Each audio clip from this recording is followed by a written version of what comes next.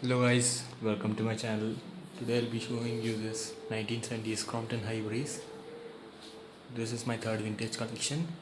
This fan was rewound twice, bearings are changed twice, and then the shaft was also repaired. This fan had a lot of problems during purchase. Unfortunately, I have no videos or photos of the purchase when the fan was purchased, but I'll be showing you the fans working now.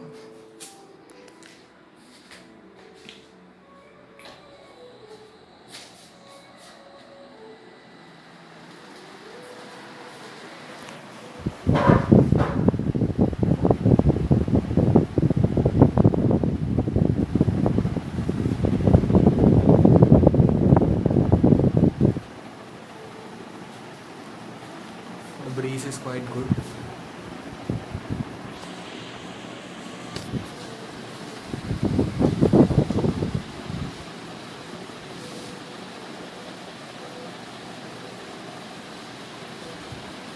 We have the competitor of this fan, GC Gold Line, alongside this.